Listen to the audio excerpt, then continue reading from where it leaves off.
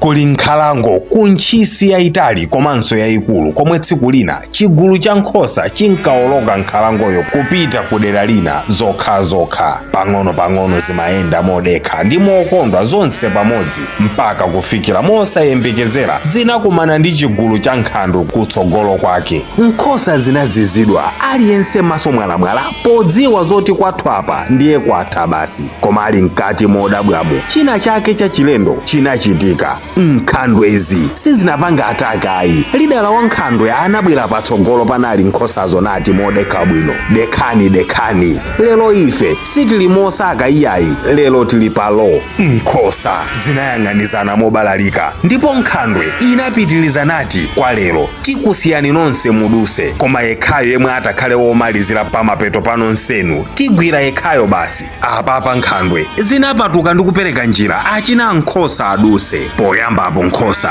zinangoyima zinkadabwa kuti iyi ndiye gemu yanji, koma nkhosa ina yolimba mtima inaponya mwendo patsogolo ndi kuyamba kuyenda, inanso yatsata pambuyopa. Kenako nkuyamba kuyenda mwakachetechete, kenako zonse nkuyamba kuyenda mwakachetechete. Ndiyeno kuchokera apa aliyensenu maganizo anali nofanana, sindikufuna kukhala omaliza ine. Kuyenda kwa pang'ono kuja kunasandukano ndawala nkusandukano kuthamanga kunasandukano chipwirikiti. Tasuntha iwe ndiduse nawo, iwe tiye uko kundiponda. Hey, osandikankha ndichema, sindikufuna ndikhale mmodzi omalizayo kuti ndife. Mantha analowa mu mtima mwa wina aliyense, koma china chake ndi chomwe chinapanga take over mind yawo. Self preservation at any cost, kuzipulumusa wekha pangavute bwanji. Ndipo situation inasintha. Achina nkhosa sankathawa nkhandwe no ayi, koma amathawa wina ndi nzake asandipeze. Anayamba kukankhana,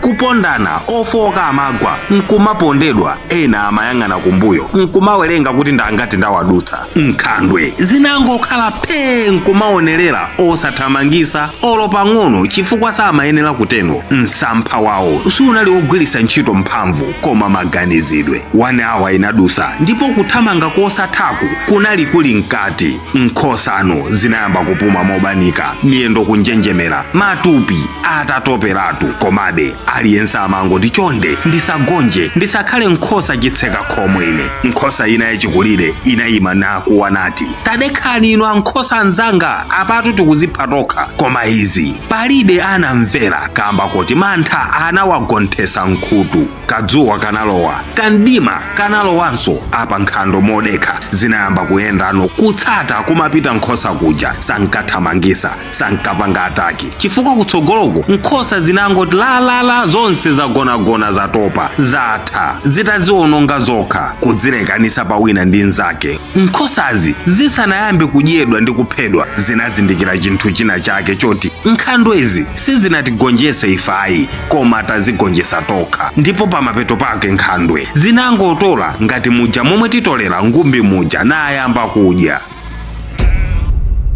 Phunziro langa mu nkhani iyi siyokhuza nkhosa ndi nkhandwe ayi, koma ndiyokhuza ife amene mmenemu ndi mmene dzikoli likuyendera. Nthawi zambiri adani athu samatipanga ataki ife directly, pena amangodzala idea imodzi yokha m'maganizo mwathu, ife nkukhala pa liwiro lodzipweteka tokha. Tsiku la lero lino kaya kamba kuonera mafilimu ambiri achikondi mmene anthu amapangira, inu ena lero akupasani heartbreak chapo mpano m'malo moti muzitolere. Muyang'anisisenso kachikena mukumaona ngati nzosatheka kukhala popanda wina wake kwa zaka, kudziona ngati mukutsalira. Ndipo ndi mentality imene iyi ndiye kutuluka mwa uyu mwalo wakale mwa uyu, pomaganiza ngati kuti munthu opanda wachikondi ali kumbuyo akutsalira kamba ka poison yemwe adani anu opanga mafilimu achikondi aku Nigeria anayika mwa inu. Muli paliwiro kuti mupambane, osaziwa mukuzipha nokha pamapeto pake ndi aja mumamva kuti atenga matenda akumalizani. Muli ndi tochepa tomwe mumapanga ndipo simugona ndi njala, koma kamba kuonera mafilimu omwe wati kukamba apawa komanso mma social media momwe anthu amangoonetsana zapamwamba zokhazokha. Inu nkumaziona ngati ndi osalira, nkumaona ngati aliyense akusangalala kupatula inuyo. Ameneyo amatchedwa poison yemwe adani anu akukupasani inu musakudziwa. Ndikuuze chimbale wanga, mu filimu zokudya ndi zabwino, zonse nzabwino, akazi onse ndi okongola kuposa omwe mukuwaona pamaso opo inuyo. Mchimozimozi palibe munthu yemwe amapanga post chithunzi pa Facebook chomwe akuona kuti sichinaoneke bwino. They post the best of their photos. Choncho akazi onse apa Facebook ndokongola palibe osakongola, ndipo amunanso onse ndi andalama amachena ndithu. Ndiye inu muli bize kuthamanga kuyamba kupusha ena pansi kuti zanu zizipita pamwamba, osaziwa kuti msampha waukulu si uli kunja kwanu koma mkati mwa mtima mwanumo. Muchizungu timati theater effect, pomwe mantha amabweretsa mpungwepungwe